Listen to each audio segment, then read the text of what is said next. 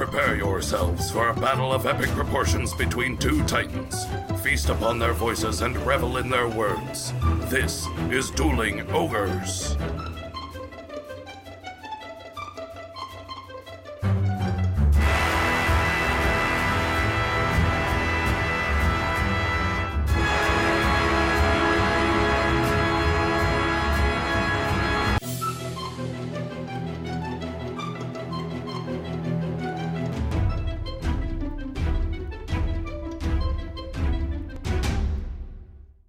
Hello, Ogres, and welcome to episode 131. Thank you for joining us, as always, on this classical Thursday evening, Earth date November 2nd, 2017. I'm your host, Remington Hitchcock, and with me, as always, is my co-host, Brandon Full. Say hello, Brandon. Hello, everybody. Hello! Sorry, I just watched a bunch of soccer. Yeah, I mean that's way too football. much. Football. What? Football. What? I just said football. I said football along with you. Good, I'm glad. Football brothers. We are football brothers. Football brothers. We're the football brothers. We're to play the football. God, it's like SNL reject characters from the 90s. Oh, hello, we're the football brothers. We like the football. We play football. Do you want to join us for football? Can I say, unrelated to these golden characters, that it's kind of mind-blowing that we're at an episode 131? Is it? Yeah. Why is that mind-blowing? I don't know, because we're over the hump to get to 150 now. I mean, we're very diligent, Brandon. We have been very diligent the last, month and a half. Yeah. We haven't really missed a whole lot. I mean, we're jinxing it now. That means we'll miss next week. Yeah. One of us will die. Tune in next week to Dueling Ogres when one of us dies. On camera. Hopefully it's me, because if it's you, Remington, I won't be able to edit the episode. Tune in next week when Brandon hopefully dies. If you want to at least expect a show anyway. Oh, I mean, you could probably come over. Ginger would probably let you edit the episode. She probably would. I'm cool with her dog. So. Yeah. Yeah, you like the dog. Yeah. Somebody's got to. I certainly won't bitch and moan as much as you probably do. Oh, yeah, I do all the time, constantly. God damn it, nobody likes my football brother character. So how have you been? I have been pretty good. Good. That's good. That's real good, Brandon. I finally beat Pokemon Gold that I was playing on the Virtual Console. Oh, yeah? I beat the Elite Four finally. Seriously, it took me 6 hours of just constant training to get high enough level to beat the Elite Four. Yeah.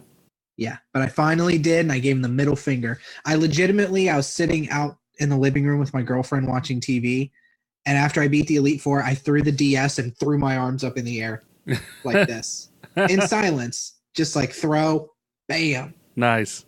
It's the little things, Remington. You the little things that keep me going. You are a success story, Brandon. Yeah. You make the world a better place through your beating of Pokemon Gold. I just want to thank everybody involved with my life. Honestly, I want to thank my parents. I want to thank God. I want to thank Nidoqueen for getting me through, for learning Ice Wind, for learning Surf, for learning Double Kick. Nidoqueen, you really carried me through. And then Ampharos, you were underrated at first, but you really did it. So I just want to thank all of you.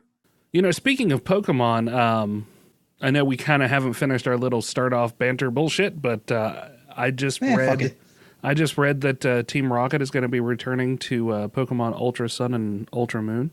Yeah. What has happened to Team Rocket as far as it goes? Because they're still... Are they in the new series? I mean, I know you don't really watch the new series at all, but I feel like they had continued to be part of the cartoon. I know that Jesse and James are still in the cartoon. Okay. I just don't know if they're still Team Rocket or whether Team Rocket is still a thing. Okay. Because they were in the original games, and then as the games progressed, they started to make the teams reliant on whatever game you were playing. So if you were playing Pokemon Omega Ruby, it was Team Lava, and if you were playing Alpha Sapphire, it was Team Aqua. Yeah. And they were all about world domination and stuff, bringing about the end of the world. And then Sun and Moon had Team Skull, which were really doing nothing. They were the antagonists, yeah, but they were They just did nothing except show up every so often and try to steal Pokemon. Okay. Yeah. So, I mean, do you think that going forward we'll see a lot of the same, or?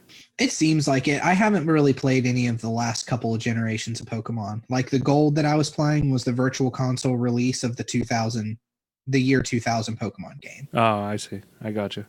Yeah.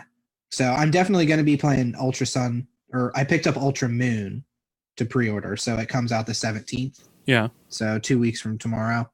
And I'm definitely going to be playing that. And it's like a rehash of the original Sun and Moon. Yeah. That came out last year. Uh-huh. With just adding extra stuff in. So I think they're just adding in Team Rocket in certain parts. I don't think it's actually all about Team Rocket. Okay, I see. The excerpt from the website is, in Pokemon Ultra Sun and Pokemon Ultra Moon, the greatest villainous organization in history appears. It's Team Rainbow Rocket, made up of the bosses from the past titles in the Pokemon series. The boss of Team Rainbow Rocket is none other than Giovanni. Giovanni? Yes. Who is also the boss of the villainous organization known as Team Rocket in Pokemon Red and Pokemon Blue, the first games in the Pokemon series. Yeah, he was the final guy you fought after you fought the Elite Four. Yeah. And he was in the Pokemon cartoon, he was the boss who had the Persian, like the big cat, and you only ever saw his hand. Yeah, yeah. But that's not the worst of it. Giovanni has gathered into one group the bosses from the various past games in the Pokemon series. Son you of and a your bitch. allies will have to square off against what might be your greatest challenge yet. What in the world could Giovanni and his allies be after, appearing in the Alola region so suddenly? Drugs. They're there for the Pokemon drugs. Yeah. Mm-hmm. Everybody's high as a kite over on Alola. There's a lot of beans that you feed Pokemon throughout the stories. Right? And I feel like beans has to be code for something. It's cocaine. Yeah. Yeah. Dude, I know I've talked about Pokemon before when I first started playing Sun and how I really got into it. I've been fucking obsessed with Pokemon lately. Oh, yeah? To the point that I think there's something wrong with me, yeah. There might be something seriously wrong with you. So, like, I played through Pokemon Gold, and I was just power leveling to try to beat the Elite Four. Uh-huh. So power leveling, just leveling over and over and fighting the same things is so fucking boring. Yeah. But I was doing it. The whole time I've been reading up on Ultra Sun and Ultra Moon, looking forward to when it comes out. We had a sale at work at NASA on Pokemon cards. Yeah. So I picked up a Pokemon deck for $6. Uh-huh. Only Pokemon deck I own, no interest in ever actually playing it, just because it was $6. Right. And then we have like a big Lego set of a Gyarados for $30, and I keep eyeing it, and eventually I'm sure I will buy it. Right. Well, I mean, Gyarados is a pretty cool Pokemon anyway. And it's like a 900-piece set. The thing's like 1.5 feet long. Nice. Yeah. We just got our BlizzCon boxes. Oh, yeah. When is BlizzCon? This weekend. Okay. November 3rd and 4th. Yes, November 3rd and 4th. So as of this recording, starting tomorrow. Yes. So I will unfortunately be working, but I think I'm going to try and duck out a little early on Sunday to be able to sit and watch some of the streaming things, because we're not going to BlizzCon, of course, but we do have the virtual ticket, so we'll be able to watch all of the cool things that are going on in the Blizzard world, even though I haven't really been playing much Blizzard games lately. Yeah. Man, it sounds fun, though. I wish that I was more into Blizzard, because it seems like something, if I lived closer to you, I would love to just want to come over and hang out on your couch with you and your girlfriend and just watch Blizzard stuff all day. Yeah. Eat hamburgers or whatever weird food you're going to eat, pot roasts. Yeah, exactly. It sounds fun. Play some Magic or something on the side. Yeah, totally. You could start a fireside gathering, a Hearthstone. Yeah. Yeah. I mean, if I wanted to play a horrible game, yeah, sure, I'd play Hearthstone. It's only horrible because you suck at it. Yeah. If I'm not good at it immediately, I'm done with it. You know, I'll tell you, they added in to where you can complete your quests with friends now.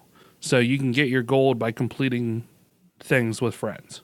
So, like, win 2 games as a rogue. Yeah. They implemented that kind of as a way to help even the playing field when it comes to those people who just spend a ton of money getting all the new cards. Yeah. Because at first they started off not doing that, and it made sense as far as it goes to not do that because, you don't want to take advantage of the system. But so many other people who are really invested in this game have spent so much money to get the cards. Blizzard was like, fuck it. Just do whatever you're going to do. Just do it. Whatever. Here's something that's weird that I've noticed is you would think that making things easier for people who haven't spent a bunch of money would piss off the people who have. But at least from the group of Magic the Gathering players, for the most part, players who spend a bunch of money and then suddenly cards they've bought that are being reprinted, they're totally fine with. Like, yeah, let more players put more of them into the pool for people to get. Well, I mean, I think it creates a much better play dynamic because when you have just a handful of like overpowered cards that you are consistently going up against, especially in a game like Hearthstone, if you're trying to climb the rank ladder and you run into those decks that are just super fine tuned and you want to be able to compete at that level, Yeah. If you don't have one or two of the handful of cards that make up that specific deck, then that deck isn't the same. Yeah, you get to a certain point. I noticed this in Hearthstone when I was playing competitive. I would get to a certain point in ranks, I think like 18 maybe, and just I couldn't win. It didn't matter what. It's just every deck I was going up against was like bam, bam, bam, 2, 3, done. Yeah, exactly. You started to really get those people who have fine-tuned decks. Yeah, and it can be frustrating, but the plus side of it is that if you get at least 2 rank 20 every month, then you get your card back and you get your bonus stuff. Yeah. Which is nice. I was playing Duels of the Planeswalkers last night, the free Magic the Gathering one. Right. And I haven't played competitive on there in a long time just because I kind of got sick of it. But I wanted to go in and play a little bit because I had a quest that was cast 15 creatures in versus battles. Yeah. So I made a deck specifically to cast creatures. So it's a white deck, nothing costs over 3 mana, and it's just fucking white creatures. It's like the cheapest white creatures. Yeah. I have not lost with this deck in competitive. Nice. And it is the cheapest fucking deck. Nothing's over like a 3/3 creature. Yeah. I just play a creature every turn. And the meta is everybody's used to these big beefy creatures that I just attack and attack and attack with no rhyme or reason. Just attack, and people quit so often because they're just like, what is this shit? Quit. So it was fun to get back into the meta because, and I guess that parallel to Hearthstone a little bit, and that you can still break open the meta in any of this stuff by just doing things that are totally unexpected. Oh yeah, absolutely. Like I know our friend Kevin, who we've had on the show before, he'll bitch sometimes to us where he'll come up with this great deck idea. Yeah. That's totally blows the meta wide open, and he wins for like a week, and then suddenly somebody else has cracked this deck like a big YouTuber has. Yeah. And now everybody's playing against his deck. Yeah, exactly. If only he would, seriously, if he would write fucking articles for us for our website, he could draw on the Hearthstone crowd hardcore. I know. He is so unmotivated. I swear. Well, I know his argument was then people are going to know about the deck, but people are going to know about the deck anyway. Yeah, exactly. And then he uses his kids as an excuse, like he's that busy. Come on. Kids aren't that important. Come on. That's right. Put him in a corner, let him play with the hairdryer, and it'll be fine. Yeah. Let him play with the hairdryer. Give him a little bit of a couple drinks of water, whatever, There you go. It's all fine. It's all fine. So do you have any stuff about what you've been doing? Yes. I was talking about it. The Blizzard. So we got our Blizzard bags yeah, my bad. too. Sorry. Which was a separate purchase as far as that goes, like the Blizzard loot box. It doesn't come with it. I think the last time that we talked about this, I thought it was part of it, but it's not actually. Yeah. So I think I spent like, I don't know, I think $80 total between the two or something like that. That's not bad. Yeah. For the tickets and the boxes? Maybe 100 because there was two different loot boxes that you could get. One was like a basic model and one was like an epic model, which basically kind of gave you 2 of everything. Okay. And it was like those little mini figurines that come in a box, like the secret ones.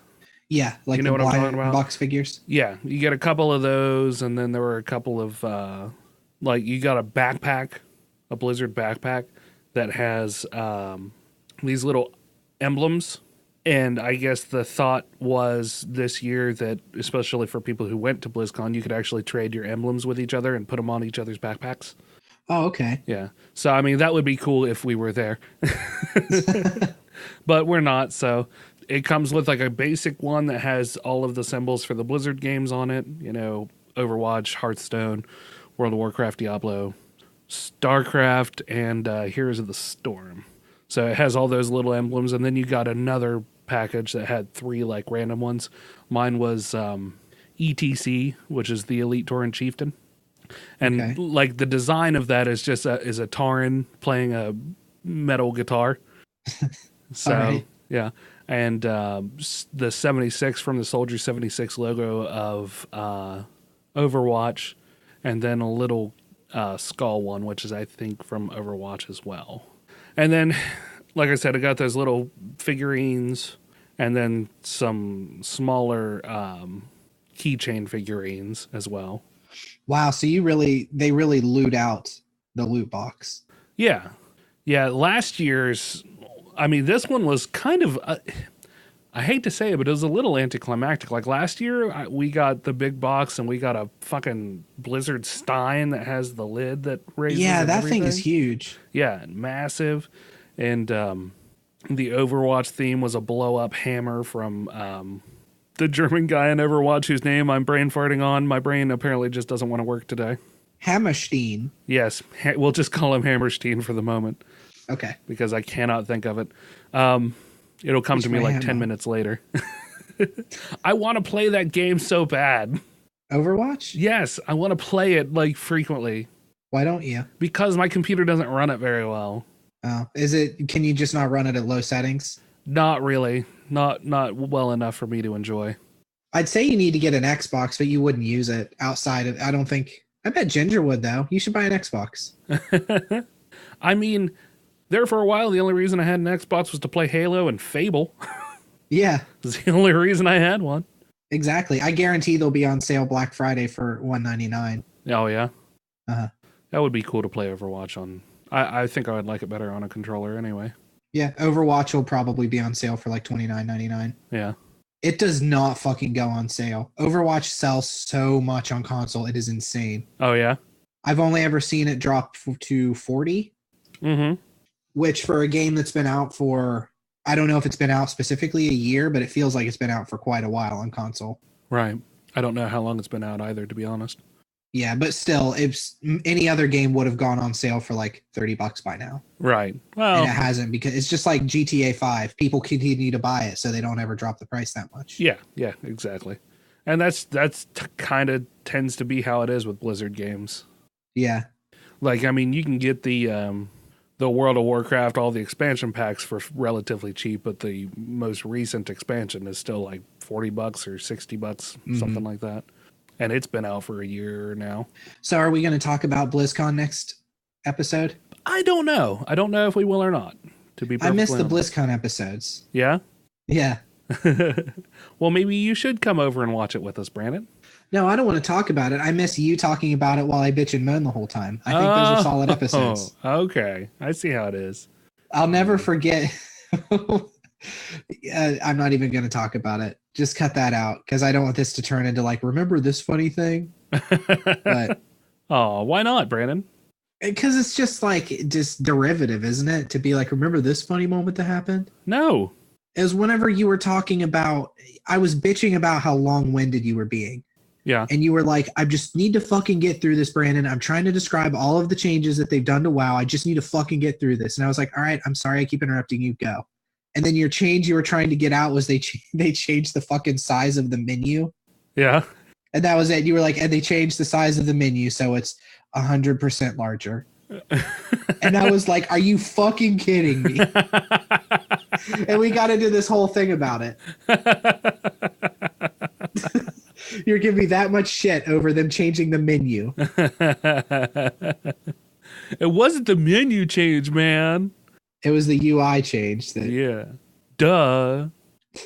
God. So my first piece, this isn't really news. I just wanted to mention that Thor Ragnarok comes out tomorrow. Yes, it does. Are you planning on seeing that? I am not planning on seeing it, but I also had stuff to talk about on it.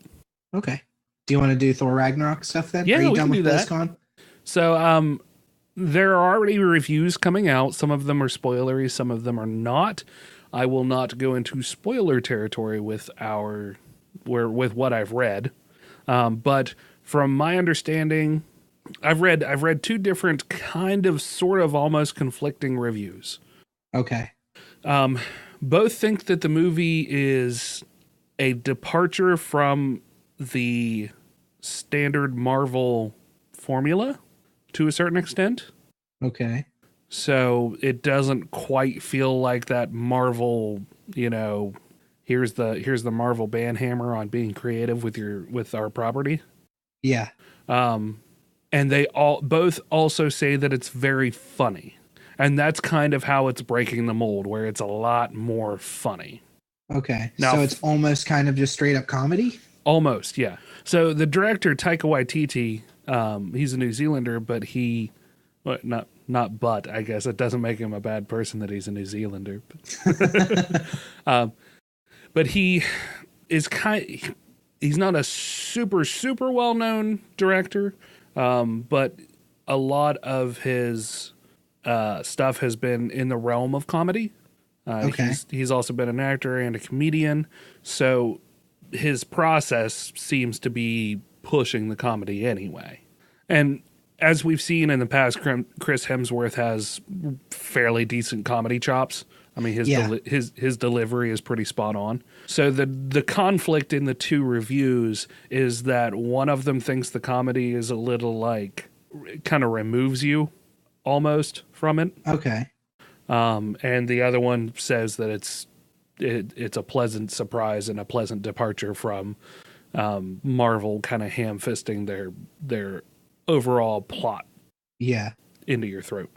That's exciting to hear because I'm a fan of the comedy in the Marvel movies. Yeah. So I feel like Thor Ragnarok is going to be something I'm really going to enjoy. Yeah. And they, for the most part, they both even kind of say that Hela's story. So, I mean, I don't think it's spoiler to say that we kind of know enough of the story. That Hela is coming and she's the goddess of death and she's attacking Asgard. Yeah. See? Fucking, I don't know, Brandon. You just lost all the words. I lost all the words. You got Scrabble going on up there. Apparently. And in between that, so like Hela appears or is coming and starts to attack Asgard. In the meantime, Thor and Loki are thrown into a different part of the universe, onto Scarret, I think, which is the planet that he ends up on. So we have this kind of Hela's coming, Thor and Loki get thrown off planet and need to get back, and then we have the resolution at the end. Okay. Pretty standard stuff as far as movie construction goes. Yeah. So they're saying that Hela stuff is even that is humorous? Well, no, from what I understood, they're saying that just kind of seems like that's where you get that mold feel. Gotcha. Yeah. Okay. So I'm hoping to go see it this weekend. If I do, I'm planning on writing up a review for the site. Cool. And then also talking about it on the next episode. Okay. That sounds good. You should. Yeah. Yeah. Because I won't be able will. to. You can bring that and I'll bring the BlizzCon. Sounds good. Okay. So there you go, nerds. Nerd Next it episode is Thor : BlizzCon. Get ready to shove that in your nerd hole. Grease it up and slide it into your nerd hole. There you go. That's disgusting. Can that be our new tagline? Yes. Dueling Ogres. Grease it up and slide it into your nerd hole. Yes. That might be a new shirt. Ugh. Yeah, I like it. I like it a lot. Stranger Things 2 dropped. Yep. Season 2. I watched it. You didn't really watch it, did you? I did. I have not watched season 1, but I watched season 2. All of season 2? All of season 2. Okay. I haven't finished season 2 yet. I wasn't really planning on walking through it or discussing it that much outside of just the fact that it is on. I'm enjoying what I've seen of it. What did you think of the season 2? Don't give any spoilers because it's pretty new and I haven't finished it yet. Right. Did you like it? Yeah, I enjoyed it. Like I said, I knew that Stranger Things was something that I would enjoy watching. I just don't have Netflix. Yeah. So, but Derek has Netflix. And I was able to at least log in and watch season 2. Okay. Not too long. Do you feel like the season 2 gave you enough of a look back at what happened in season 1 that you weren't lost? Yeah, I didn't feel like I would. I mean, I knew kind of the basic overpinnings of what happened in season 1. Like, I don't know anything about the little redheaded girl with glasses that everybody talks about, how they just kind of write her off at the end of the movie and then they revisit her funeral. Yeah. Or something like that. She dies early on in season 1. Yeah. And she was like super awkward and kind of cute in a nerdy way. So after the season 1 was over, I think they just killed her off as a side character. Yeah. And then after season 1 was over and people saw it, everybody was all about Barb. Everybody was like, what happened to Barb was unfair. Right. Because you see her dead in season 1 and like she's in a pretty fucked up way. She's pretty unequivocally dead. Oh, yeah. So I think that's why the writers, there's not a huge emphasis on Barb, but there's more of an emphasis on what happened with Barb in season 2. I got you. Okay. Yeah, I heard that there was a lot of outcry about it. So for no reason, because the internet's weird. Everybody just decided that she was a great character. Yeah. She seriously did fucking nothing. The whole time she's in it, she's just like, Nancy, you shouldn't be drinking any beer. Yeah. Like, that's her character in a nutshell. Nancy, don't be an asshole. Yeah, she's like the nerdy friend who's like, what about quiz bowl practice? Right. I got you. So season 2 brought along something a little unexpected, though, which is a story that I found. Oh, yeah? Yeah. And it ties it in. I mean, everything's just falling into place so beautifully, Brandon. This is great. It's like let's pretend that we planned it on purpose. Yeah, because we totally didn't. This is professionalism. This is what professionalism looks like. Hashtag deal with it. That's right. Accidents happen in the best ways. Hashtag accidents happen. Yep. Hashtag Planned Parenthood. What? Okay. So anyway, in season 2, we see Dustin in a hoodie that says Brontosaurus and Thunder Lizard right under it, and this says the Science Museum of Minnesota. So this is like a vintage 80s purple hoodie from the Science Museum of Minnesota, right? Okay. Apparently, there has been so much buzz about this hoodie that the museum is going to bring it out of retirement. Oh, wow. And remake the sweatshirt. Science Museum spokesperson Kim Ramsden said they had no idea the retired sweatshirt would make such an appearance on the show. The museum found out on Friday when someone watching the show tweeted a screenshot of Dustin wearing the shirt. Or the sweatshirt.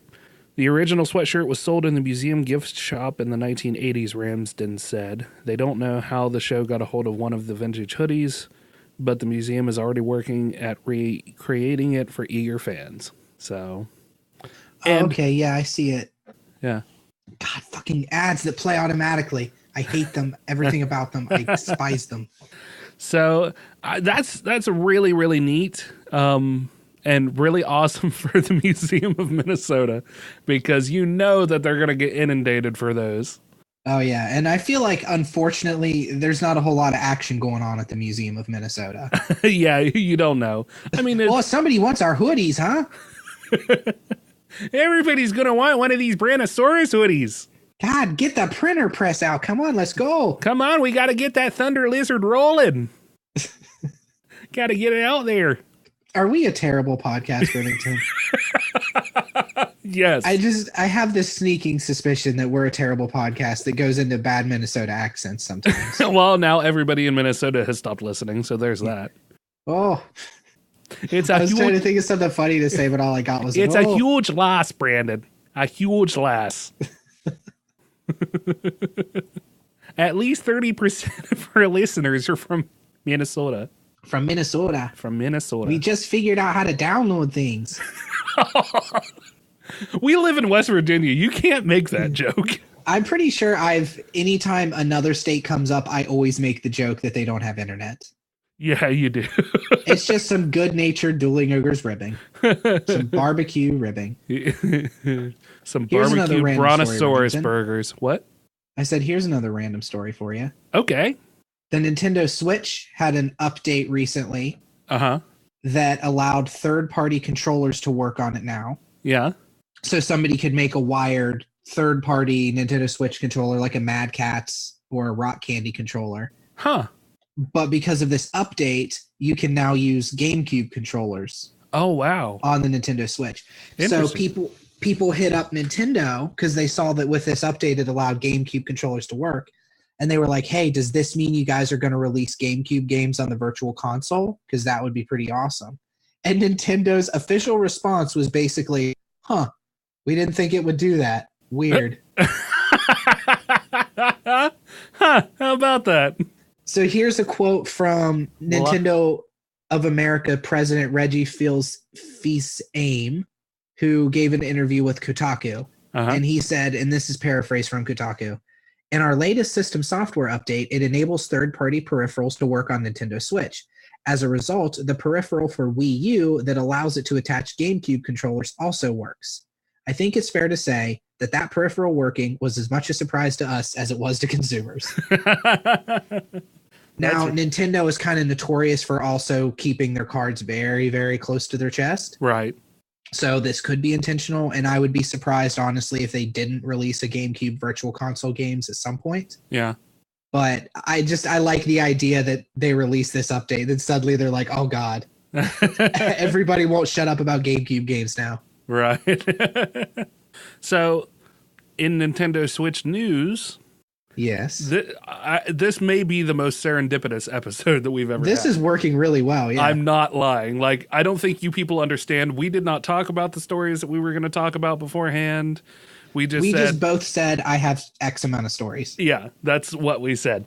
Cat Quest is coming to the Nintendo Switch.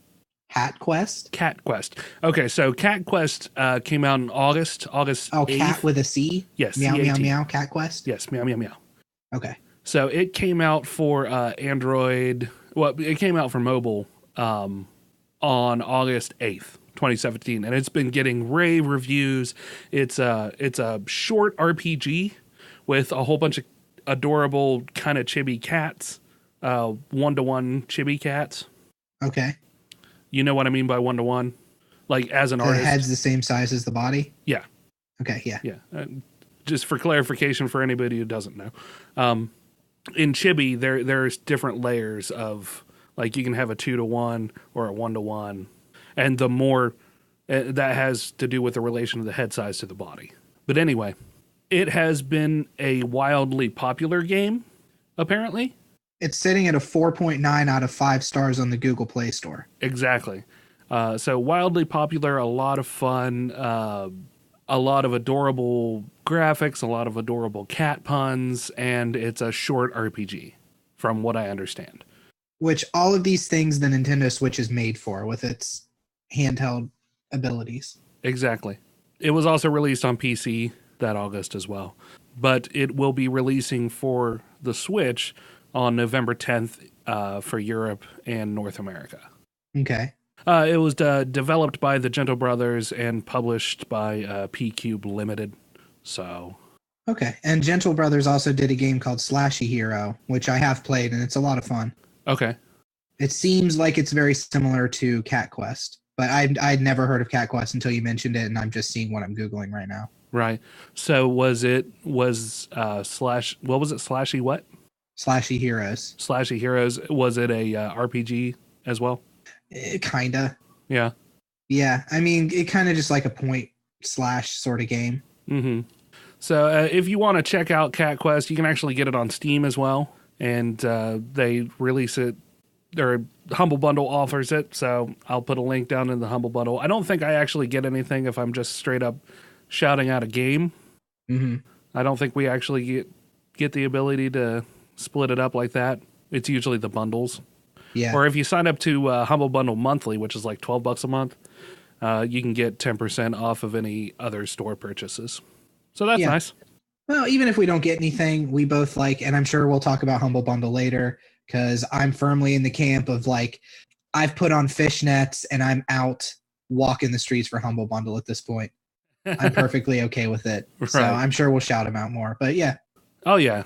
Even if it's not directly related to the fact that they are partnered with us, like we've said, to the point of being annoying, I think now we both really like Humble Bundle. Yeah, and I would honestly say, to counterbalance that too, check Steam before you check Humble Bundle, because Steam seems to have individual games on sale a lot more often than Humble Bundle. Okay. It does. Okay. Humble Bundle, the bundles themselves, you save a lot of money. Yeah. When it comes to individual games, Steam has flash sales way more often. Okay. So there you go, peeps. Something to keep in mind. So here's a little factoid, Remington, I learned also. Okay. Apropos of nothing related to absolutely nothing we've talked about. Okay, I mean, we finished the last story, so there doesn't have to be a segue for everything, Brandon. Speaking of not having a segue, Remington, the Matrix code, you know when you see the Matrix movies and there's that code that runs up and down the screen at the beginning? Yeah. The art director, Simon Whiteley, recently in an interview disclosed what that is. Oh, really?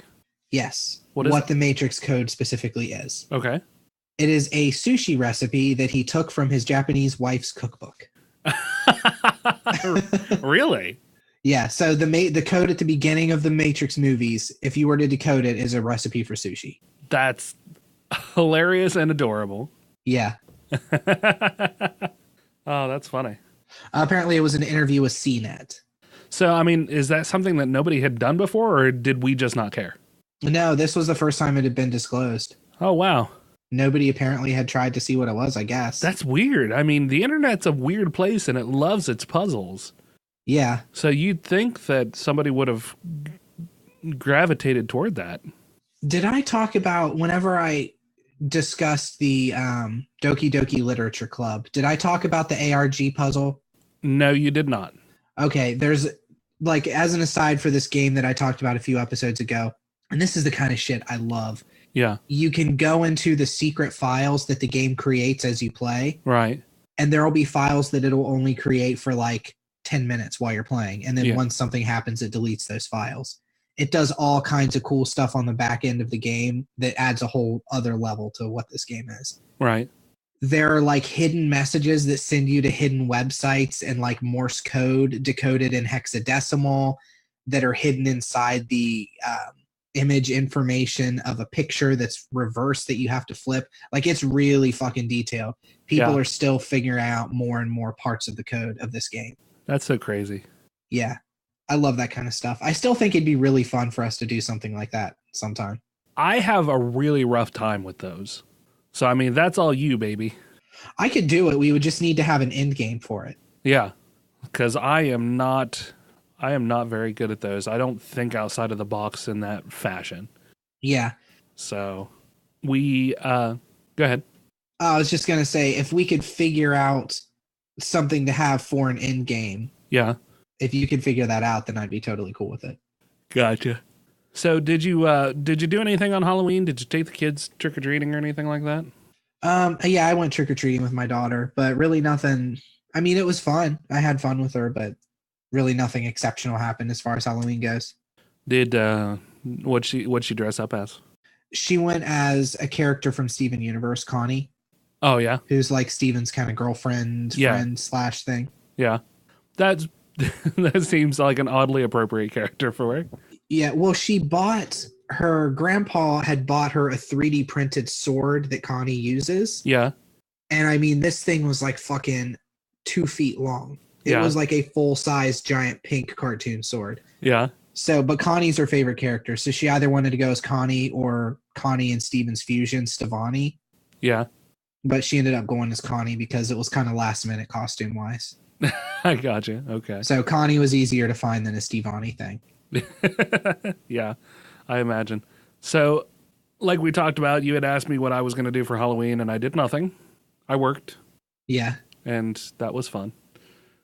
Halloween seems to be one of those things that has really dropped off all of a sudden, kind of. Like, people are still doing, they'll still have their Halloween parties, and there's still those people that are really into it and do the decorating and all of that, but I mean, usually I'll at least know when the trick-or-treating is supposed to happen, and I didn't even know when that was going on. Were you home when the trick-or-treaters were out and about? I don't know. I don't know what day Vienna's Halloween was. It was on Halloween. Oh, was it? Okay. Then Yeah. No, I wasn't. I figured I was going to swing by, actually, but I figured, and it seems like I assumed correctly that you were working. Yeah. I love handing out Halloween candy, but I have not had a job that I was able to do it. Like, I'm always working into the afternoon or the evening. Yeah. And it's a real bummer. So I think now that I'm the boss, I'm going to start taking the last couple hours off and being like, you handle this. I'm going to go give candy to children. Yeah, you're the boss. What's the point in being the boss if you can't abuse the shit out of that power? That's right. But I do. That's why I'm only a boss of like 2 people. But I do, man. I really love participating in it. I would have loved to have been able to hand out candy to the kids and put up my Halloween decorations. And so next year I'm going to make this a solid point for it to happen. I don't want to miss it again. I'm getting old. I need to get my enjoyment somewhere. Yeah. There you go, you little shits. Take some of this candy. Watch out for diabetes. It's a bitch. Are you going to have diabetes at that point? Maybe. Or I might just cut off my own legs so they can see what happens. Oh, wow, right there. Yeah. If you don't take care of your legs when you have diabetes, you're going to lose a foot like this. And then I'll just put a whole bunch of makeup on. Diabetes just causes like a loss of circulation, right? Isn't that what causes the loss of limbs? Yeah. Pretty much. So you're making fun of diabetics then, Remington? No, because it's a real concern, Brandon. You want to see something really scary, you little shits? Take a look at this. This is what diabetes does. And all the children, like classic style, all scream and run away. Yeah, exactly. And they drop their bags of candy, and now you are up candy. That's right. I win on all fronts. Go ahead. I'm sorry. I have a story to lead into off of this. So over the next couple of minutes, I talk about a land speeder when I actually mean a speeder bike. My bad, Star Wars fans. Okay, go ahead. I thought we were just making conversation. Nope.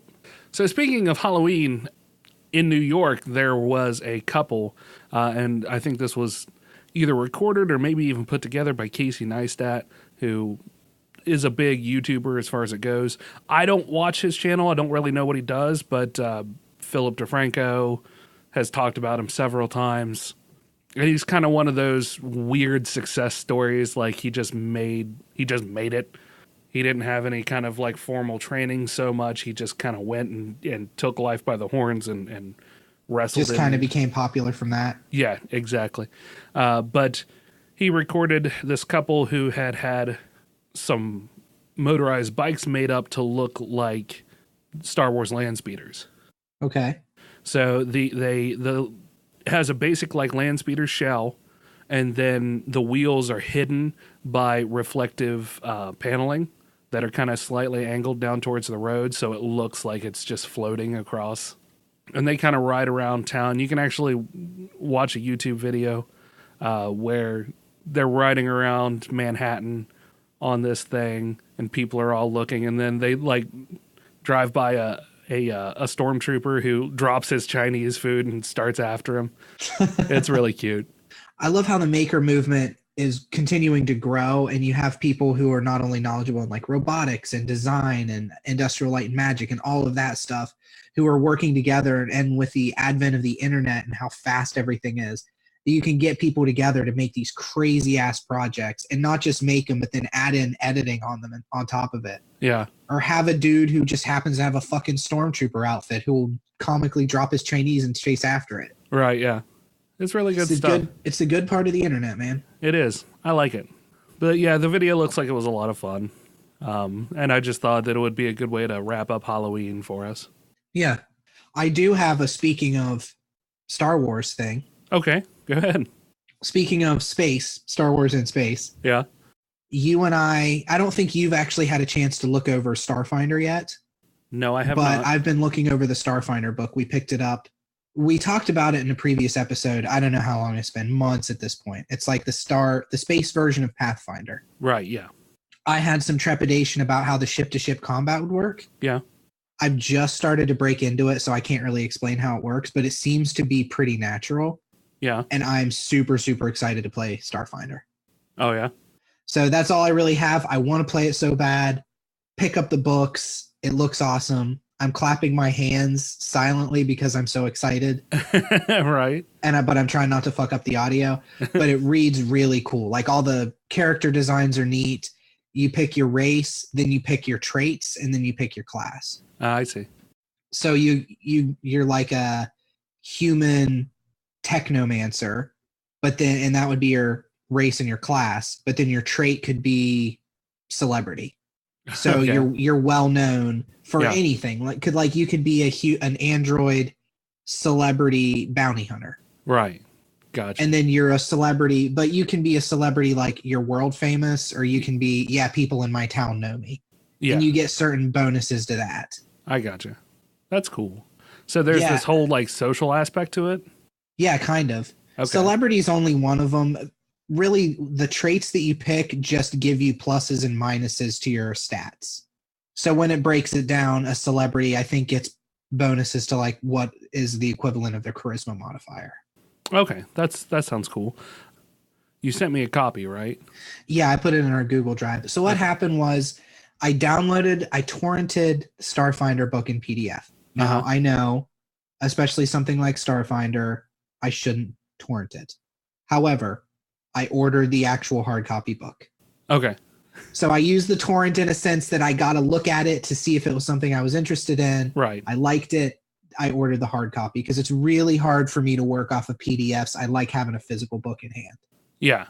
So I sent you a copy of the PDF that I torrented for you to look at to see if it's something you're interested in. And if that's the case, then I'm sure we'll play together using my book. Right. Exactly. So still, if you're listening, Paizo, I'm sorry, but I did buy your book.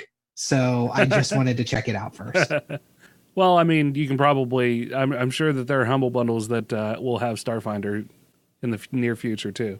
Probably in the future, but the Pathfinder ones are books that are older. I'd be surprised if Starfinder is in a Humble Bundle anytime soon. Oh, but really? who knows? Because Humble Bundle's so great. It's They true. might just have it.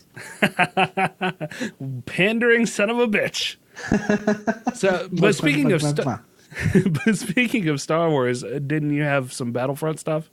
Yeah, but I mean, it's just who cares news. It's more about loot boxes. I've talked about loot boxes so much. I just don't give a shit right now. So the long and short of it is people were bitching that it was pay to play, and because it was. They announced with Battlefront that all of the DLC was going to be free. Yeah. Because one of the things that crippled the first Battlefront is they released a bunch of DLC and you had to keep buying it, because the less DLC you bought, the more segmented you got into the people who hadn't bought the DLC yet. Yeah, gotcha. So they announced that everything was going to be free to offset the cost, because EA are money grubbing whores when it comes to games, just the worst kind of fucking people. They have these loot boxes. So the way that it worked originally was, I feel like I described exactly this. You like playing a heavy weapons character. So you get enough points to buy a loot box. You get a card. The rare card in your loot box allows you to level up the sniper. Right. You don't like playing sniper. You only play heavy weapons, so it's useless to you. Right. So you have to keep spending money to buy these randomized loot boxes, hoping that you'll get the heavy weapons guy to level up. Yeah. People complained about that, justifiably, I think. So they changed it. So now you can pay to level up the character you want. Okay. So it's still very much pay to win. Sure. It's still very much the same thing. They just took out a little bit of the randomness of it. I gotcha. Okay. And they call that a win, which it is. In a sense, it's a win. In a sense that you can play the character that you want to play. So at least you're getting, at least at this point, you're getting your money's worth of it. Yeah, so now if you want to play heavy weapons and focus all your money that you spend, you can level up your heavy weapons guy. Right, exactly. So I think it's still, microtransactions at its finest, but at least there's a little bit of happiness at the end of the rainbow. Yeah. So last bit of space news, speaking of space news. we recently discovered and by saying we, I mean, we as a human race, discovered a new Jupiter-sized planet that is orbiting incredibly close to an older red dwarf star. And the reason why this is an interesting piece of space news is because it kind of challenges what we know of planetary sciences. Usually a big gas giant like that is not so close to its star. Especially an older star like this. So normally, like you were saying, a gas giant like this doesn't orbit that close to a star? Yeah, usually. And what it is like, I mean, it's so close that its revolution around the sun. That's right? Revolution around the sun? I think. Yeah. You would think working at NASA, I would know this shit, but. Yeah, well, I mean, nope. They pay you to clean toilets. No. I orbit the toilet brush cleaner. Yes, orbit. Orbit would be what it would be. If you orbit, the revolution is not going to be televised. I know that much. Oh my God, I hate you so much. But the orbit lasts 2.6 Earth days, so it's not that that planet's year is 2.6 Earth days around the sun. Wow. Yeah. So that's how close it is to this red dwarf. And of course, a red dwarf is a much older sun, or a much older star. So like, I think they said it's a little less than half the size of our sun. I thought red dwarfs got bigger. I thought, man, I don't know fuck all about stars. This whole idea that I work at NASA just gets more and more funny as we talk space news. Oh wait, no, I think you're right. I think you're right. And then but our sun. Maybe our sun is past red dwarf. Hold on, let's look up the life cycle of a star. All right. Okay, so star education time, kind of. Okay, so we've taken a break to get some star clarification. That's right. Based on a single image that I'm looking at right now. So there's two different kinds of stars. There's high mass stars and there's low mass stars. Gotcha. And we will see high mass stars as they get older, they grow in size. Both of them do. Okay, they both tend to grow in size as they get older, as they burn through their fuel, and then it expands, and you'll get a red giant or a red supergiant. Betelgeuse being a red supergiant, and then it'll start to shrink back down. Well, a high mass star will go supernova as it collapses on itself. Whereas a low mass star will just cause a red dwarf into a blue dwarf into a white dwarf into a black dwarf. Okay. So theoretically what we're seeing here is this was a low mass star. The interesting thing is being that close to the star is that usually the closer you get, the more the gases will actually burn off of the planet, if I'm not mistaken. So that's one of the reasons why you usually don't see a gas giant next to a star. They're usually further out. Okay. So that begs the question to me, is this a rogue planet? Like one that's lost its orbit? Yeah, one that lost its orbit from a different star and just kind of traveled through space until it locked onto this red dwarf. Yeah, that's crazy to think about. Yeah. I mean, it'd still take, hundreds of thousands of years, but yeah, solid space story, Rem. Yeah, thanks. I feel like our space stories sometimes can be hit or miss for me, at least for what interests me. But this one, thumbs up. Interesting space news. I, of course, already knew this. I overheard it as two scientists were whispering about it in between science poops as I was cleaning the bathroom. I was demoted again. Yeah. Yeah. That's unfortunate. Mm-hmm. I'm sorry. Well, I mean, if you just quit blowing all those space babes. Space babes, man. It's my one weakness. Yeah. Space babes and whiskey. My two weaknesses. And gin. My three weaknesses. Will this turn into the... Amongst my weaknesses are such diverse elements as space babes, whiskey, gin, sometimes a nice Vicodin. Oh, that's funny. So that pretty much wraps up all the stuff that I had. Yeah, I think we can wrap it up there. Yeah, that sounds good. It might be a little shorter episode, but it was a little all over the place anyway. Yeah. Next week, because I have notes, but this will take me a while, so I want to save them when I have time. Uh-huh. Next week, you can look forward to me talking about some of the things that have been released in the JFK files. Oh, yeah? Yes. I mean, are we going to do that next week, or are we going to do BlizzCon / your thing? Thor Ragnarok? Yeah. All of it, or some of it, or we'll just forget and not do any of it. Like we do, like we do half the time. Yeah. Well, that sounds good. So look forward to possibly Thor Ragnarok, possibly BlizzCon news, possibly JFK, and maybe none of it. Yes. At least some of it. Yes. So if you have any questions or comments that you'd like to hear yourself on air, you can call us at 978 DU-OGRES. That's 978-386-4737. You can also text that number. I don't know if anybody knew that, but you can do that too. Oh, really? You can call or text that number. Huh. Or you can join our Discord. It's right over there on our website. Just click through. Bingo, bongo. You got that shit on lock. Yeah, we're testing a lot of stuff out, and it's probably the most candid place to talk to us right now. That's probably true.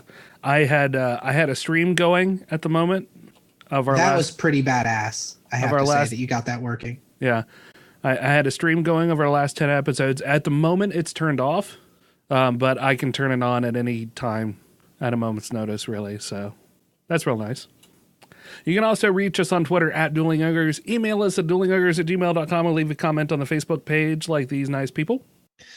Jesse Starcher of the Source Material Podcast, a podcast that is a friend of our podcast that you should check out, said, someone may know better than me, but I think that SIC, S-I-C, stands for spelling is correct. Right. Which he was wrong. Somebody knows better than him, which would be me. And what I said was actually correct. Okay. And to refresh, what did you say? I said that I'll just read what you put as the description that you copied, because what you described is how I described what SIC is. So we're talking about whenever you read a news story or something and there's a misspelling and then in parentheses it says SIC. Right. SIC with square brackets is an abbreviation of sic erat scriptum, which is Latin for thus it had been written. Meaning that the quote prior was transcribed as it was found in the original source, complete with errors, colloquialisms, etc. And then you said you want to learn Latin so you can cast Harry Potter spells. Don't judge. Yeah. That was you, Remington. Yep. Viscount Terry W. Irvin had a couple comments. He said that he enjoyed Bree's Tale from last episode. He said that it was an interesting reference to a Faraday cage of spookiness, combining science and Halloween horror. Yeah. I do my best. He said, in clarification, the moon photo for the last episode, I was excited to read this because you and I were both a bit perplexed by what the moon photo was. Yeah. The moon photo for the last episode refers to the discussion where there are those who think moon landings are all faked information and it never really happened, while on the other extreme, we have actually set up colonies on the moon. I thought the rare photo, which Brandon no longer has access to via NASA for altering pictures, man, what kind of miscreant would do that, would tip the balance of which view is correct. Right. So it was a multi-layered joke. Yeah. Which we missed completely. We're not nearly as brilliant as Terry is. So yeah, there's that. I mean, Terry's a prolific writer and I love him. I'm going to go out on a limb and say it, Terry. I love you. That's awkward. He also said he got your coin reference immediately. Uh-huh. Can you throw that in one more time, Rem? Coin. I watched that episode after he linked it. And you do a pretty fucking spot on mummy coin impression. Thanks. Larry also commented. Well, I have one more comment on Facebook. That's fine. Nega Larry commented over on Twitter about the coin thing as well. Said that, okay, so far loving the episode. Coin from the Scooby-Doo Mummy episode rung my bell, so iconic. The intro sounded different too. I am totally out of the loop on this, apparently. Well, you just didn't watch a lot of Scooby-Doo, I guess. I didn't watch shitty cartoons. It wasn't shitty. It was the best cartoon there was. Scooby-Doo sucks. You suck. Yeah. I said... so does Scooby-Doo. Yeah. Yeah. No. I said I was so surprised that Brandon didn't get it. I always assumed that we watched the same things growing up. Apparently, we're very different people, you and I. So... And you had one more from Facebook's? Yep, my sister commented, my youngest sister, Yay! and said, loving this episode made me laugh out loud a lot, but also that bathroom story Rim read was super scary. Ah, yes! So you got someone. I did. My sister Molly scares very easily, but I'm not going to take it away from you. Well, thanks. I appreciate that. So that's all I have as far as shout-outs go. All right. That wraps up the episode then, I think. Make sure to head on over to our website at duelingogres.com for news shows and articles pertaining to some of your favorite geek news. I have made very minor updates to the website. I have a newsletter that should have launched, and I don't know if it has. I'm going to have to double check. But it should have come out, I think, already. I don't know. I'll have to find out. Would I have one? No, because you're not signed up on it. No, I am. All right, no. I should be. No, you're signed up on the website, but I don't think I signed you up for that. Oh, okay. But I'm trying out some new plugins and trying to get some more stuff going. So the newsletter will be like a monthly thing. It'll just kind of fill you in on all the stuff that you may have missed. I have an events calendar that has always existed, but I'm using a much more simple version now, which ties in better with our Google Calendar, which is what I usually put stuff on. Yeah. So just doing a lot of minor stuff to consolidate. Exactly. Make things a little easier on the back end. And when you visit the website, right before you leave, it should, unless you're on a mobile, right before you leave, it should pop up and say, hey, do you want to join that newsletter? Yeah. So I moved it from showing up as soon as you show up to the page to right before you leave it, because I think that's a little less intrusive. Yeah. I always hated that thing. Yeah. So now you can enjoy the website for what it is without getting a pop-up right in your face in the first, and you'll get it at the end. Get it right in the face at the end. Right in the old nerd hole. Grease it up and shove it in your nerd hole. And finally, be sure to leave us a 5-star review on the iTunes, or find us on the YouTubes and the iHeartRadios and the Stitchers and all of the places that you can find a podcast. We're everywhere. We're on Google Play, music stores. Check up your nerd hole. We're probably there. Just check right in your nerd hole. If we're not in your nerd hole, you need to be putting us in your nerd hole. Now, I know you're probably thinking nerd hole is something gross. Nerd hole is nothing gross. It's wholesome. Don't think it's anything disgusting. That's right. Unless you want it to be. Your nerd hole is an existential projection. Fucking TM right now. Your nerd hole is that part of you that you want to fill up with your hobbies. You want to fill up with Doctor Who merchandise. You want to fill up with Magic the Gathering cards or video games. That's your nerd hole. Yeah. It's your Sarlacc pit inside your chest that just craves nerd stuff. Just yeah. That's your nerd hole. I like it. It's real tight. That's it's real tight. That's why you got to grease it up. That's just right. Slide it in. Because you're just shoving so much nerd stuff into there that shoving the Dueling Ogres into your nerd hole is just it's a tight fit. It's a real tight butthole. I mean nerd hole. It's not a butt. It's a nerd hole. Sorry. A nerd hole. Freudian slip. Yeah. So that's it. We're done. Until next week, Ogres. Keep your clubs blunt. And your tusks sharp. Good night.